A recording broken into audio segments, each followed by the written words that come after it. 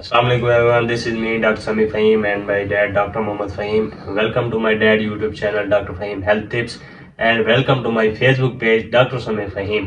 So guys, आज हम बात करने वाले हैं एनोरेक्सिया के ऊपर और एपेटाइट के ऊपर के इसको एनोरेक्सिया मीन्स के भूख की कमी किस वजह से हो सकती है, क्यों होती है, इसकी वजह क्या है, इसका सिम्टम्स क्या है और इसका ट्रीटमेंट क्या है और इससे कौन कौन सी सबसे बड़ी बीमारी जो हो सकती हैं वो क्या होती हैं। तो ये तो देखा गया कि जो एनोरेक्सिया या एपेटाइट है वो हर किस्म की एज में, चाहे वो चिल्ड्रन हैं, चाहे वो इन्फेंट्स हैं, चाहे वो अडल्ट हैं, चाहे वो जितनी भी एज के लोग हैं, वो हर किस्म की एज में ये भूख की कमी हो सकती है। और इसकी सबसे बड़ी वजह ये है कि आपकी अगर डाइट सही नहीं है, आप खाना सही टाइम पे नहीं खाते, आपका इंटेस्टाइनल प्रॉब्लम है, आपका स्टमक प्रॉब्लम है, इस तरह की जितनी भी आप ग़िज़ा सही से नहीं खा, और सबसे बड़ी बात आप मुर्गन ग़िज़ाएँ ज़्यादा खाते हैं, आप फास्ट फूड ज़्यादा खाते हैं, आप होटलिंग ज़्यादा करते हैं, जिसकी वजह से आपके स्टमक में पेप्टिक अल्सर भी हो सकता है और आपको हज़म करने में, खुराक हज़म करने में और परेशानी भी हो सकती है। और जो देखा गया है आजकल के रूटीन में कि जो लड़कियां होती है, यंग एज की लड़कियां, वो कहती हैं कि हमने डाइट करनी है और डाइट करते करते वो अपनी बॉडी का बेड़ा गर्क कर बैठती हैं वहीं पे। मीन्स के जब वो डाइट करती हैं तो वो खाना पीना बिल्कुल ख़त्म कर देती हैं, कोई चीज़ नहीं खाती। अगर खाना होता है तो बिल्कुल लाइटली सा खाना स्टार्ट करती हैं। अगर वो ये प्रोसेस 1 मंथ तक करती हैं तो ऐसे समझो वो उस चीज़ के अंदर जब्त हो जाती हैं, उस चीज़ की आदी हो जाती हैं। अगर वो दोबारा बाद में खाना भी चाहें तो उनको नोजिया हो सकता है, उनको वॉमिटिंग हो सकती है, पेट भर के अगर बाद में खाना जाता है। तो ये मसला सबसे ज़्यादा आता है कि जब फीमेल डाइट करती हैं, खाना नहीं खाती, तो वो जब ग़िज़ा पेट के अंदर जाती नहीं है तो उनको एनर्जी नहीं मिलती। जब एनर्जी नहीं मिलती तो उनको वीकनेस होती है, उनको कॉन्स्टिपेशन हो सकती है, उनको डायरिया हो सकता है, उनको बहुत सारी प्रॉब्लम्स जो फीमेल के अंदर आती हैं वो हो सकती हैं। और सबसे बड़ी बात, जब वो ये डाइट करती हैं, खाना सही से नहीं खाती, एनर्जी नहीं होती, तो वीकनेस हो जाती है। वीकनेस के साथ साथ उनको चक्कर आने लग जाते हैं और ब्लड प्रेशर लो होते हैं। फिर वो टेंशन लेके डॉक्टर के पास जाती हैं कि डॉक्टर साहब हमारे साथ ऐसा हो रहा है। जो फिर डॉक्टर साहब कहते हैं कि आप खाना सही से खाएं, तो फिर आगे से जवाब मिलता है कि हम डाइट पे। अब इसका कोई हल नहीं है, फिर इसीलिए हम कहते हैं कि आप अपनी डाइट को प्रॉपर करें, आप अपनी डाइट पूरी करें और सही टाइम पे आप खाना खाएं जो एक टाइम दिया गया है। और फास्ट फूड से ज़्यादा बचें, आप ज़्यादा प्रोटीनियस ग़िज़ा इस्तेमाल करें, दालें, सब्ज़ी और हरी ग़िज़ा जो ग्रीन वेजिटेबल्स हैं वो ज़्यादा इस्तेमाल करें। बाकी जो होता है, अगर आपको इस तरह का ज़्यादा इशू होता है तो हमारा नंबर स्क्रीन पे आ रहा है, तो हमसे भी रब्ता कर सकते हैं आप।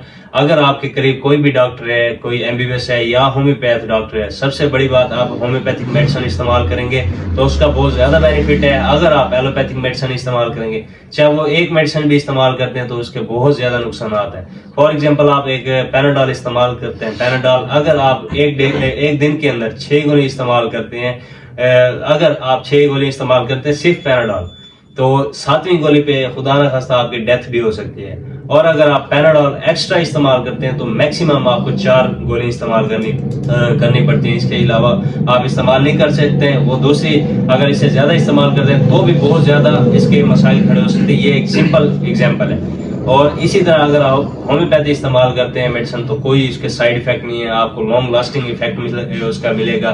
तो हम तो यही मशवरा देंगे, आप सबसे ज़्यादा होम्योपैथिक कंसल्टेंट को, किसी फिजिशियन को, किसी स्पेशलिस्ट को चेक कराएं और अपना ट्रीटमेंट कराएं। बाकी जो एपेटाइट की जो मेडिसिन है, और इसमें सबसे बड़ी बात जो है, इसमें जो मेन वजह आती है वो अनीमिया भी आ जाता है। अनीमिया जिस पेशेंट को होता है उसमें एपेटाइट का बहुत ज़्यादा इशू आता है। एपेटाइट उसमें ब्रिटल नेल हो सकते हैं, उसमें फटीग हो सकती है, मसल फटीग हो सकती है, आपको बहुत सारी इशू। सबसे बड़ी बात यही एपेटाइट आती है। और इसकी जो ट्रीटमेंट है और जिसको परहेज है, जो इसकी बाकी अलामत है, वो आपको। जी अस्सलाम वालेकुम दोस्तों। जी मेरे बेटे ने, डॉक्टर समी फहीम ने, आपको आज एनोरेक्सिया के ऊपर, एपेटाइट के ऊपर, भूख की कमी या भूख का ना लगना, उन्होंने तफसीलन आपको बताया है क्या वजूहात हो सकती हैं और क्यों हो सकती हैं। तो बाकी तो कोई बात रहती नहीं है। 1-2 बातें मैं ऐड कर देता हूँ कि ये ज़्यादातर एक और भी वजह होती है कि एक तो मैदा बहुत ज़्यादा डिस्टर्ब हो जाए। स्पाइसी खुराकें डॉक्टर समी ने भी बताया कि वो ज़्यादा इस्तेमाल करने से मैदा डिस्टर्ब होता है और जिगर के अंदर गर्मी हो जाती है, जैसे SGBT SGOPT का बढ़ जाना, ये ज्यादा हो जाना। जब जिगर के अंदर गर्मी होती है, आम जुबान में हम आम लफ्जों में ये कह रहे हैं, तो तभी भी बच्चा है, बड़ा है या मेल फीमेल है, उनको भी भूख नहीं लगती। तो होम्योपैथी बेहतरीन इलाज है। तो होम्योपैथी अपना है, नस्ल दर नस्ल सेहत पाए, इसके इन्होंने बताए भी हैं आपको भी कौन कौन सी ग़िज़ाएं खानी है, उस पर भी आप दोस्तों अमल करें।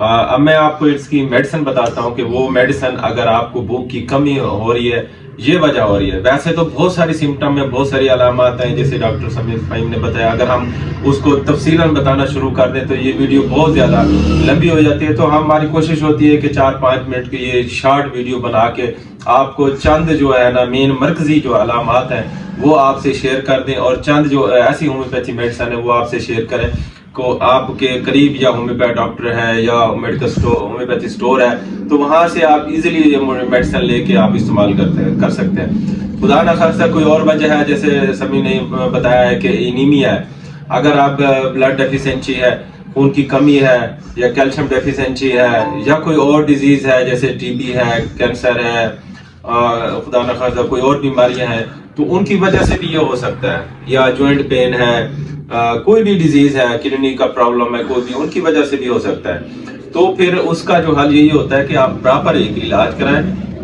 प्रॉपर आप किसी डॉक्टर के पास जाएं, काउंसलिंग करें, उससे जो है ना आप अपना चेकअप कराएं, तो वो देखेंगे आपको क्यों भूख लग रही है, किस वजह से, फिर उसका इलाज होता है। अगर आपको चंद एक वजूहात जैसे हमने आपसे शेयर की हैं, डॉक्टर समी ने भी किए हैं, अगर वो है तो वो आपको मैं 2-4 मेडिसिन बताता हूँ, आप ये होम्योपैथी मेडिसिन लेके आप इस्तेमाल कर सकते हो, तो ये वजूहात आपकी दूर हो सकती है। तो दोस्तों मेडिसिन जो बेहतरीन मेडिसिन है, एक अल्फा होम्योपैथी की एक मेडिसिन है, मदर नेचर में मिलती है। दूसरी एक मेडिसिन है जेंशियाना लुटिया। तो ये 2 मेडिसिन आप मदर टिंचर में लेके दोनों को मिक्स करके 10 कतरे आपने सुबह दोपहर शाम 3 टाइम पीने। इनका बड़ा जबरदस्त असर है, ये जो निज़ाम हजम को जो है ना वो तक़वियत देती है, तो मैदे को ठीक रखते हैं और HB लेवल बेहतर करते हैं, आपको भूख ज्यादा बढ़ाती है। ये दवाइयाँ आप ये इस्तेमाल करेंगे, ये हर घर में आप ये मेडिसिन इस्तेमाल कर सकते हैं। तो दूसरी एक और बहुत बड़ी दवा है नॉक्समिका। जैसे कि आजकल लोग ग़िज़ाएं बहुत ज्यादा खाते हैं, शादियों पे खाते हैं, या घर में कोई मेहमान आ गया या खुद मेजबान बन गया, तो दस्तरखान में बहुत ज्यादा खुराकें पड़ी होती है, स्पाइसी खुराकें बहुत ज्यादा होती हैं, वन डिश तो बनती नहीं है।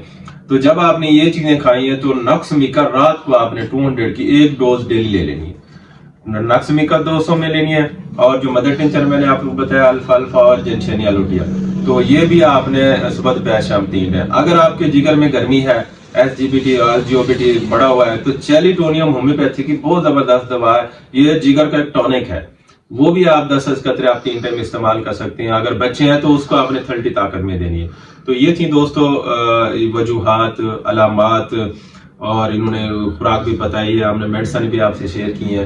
दोस्तों अगर हमारी अगर और कोई प्रॉब्लम है तो हमारी वीडियो आप शेयर करें, देखते रहा करें, हमारे चैनल को आप फॉलो करें, सब्सक्राइब करें, तो इंशाल्लाह आपके लिए हम नेक्स्ट जो है ना अच्छी तो अच्छी वीडियो आपसे शेयर करते रहेंगे। आपका दोस्त डॉक्टर मोहम्मद फ़हीम, डॉक्टर समी फ़हीम। अल्लाह हाफिज़।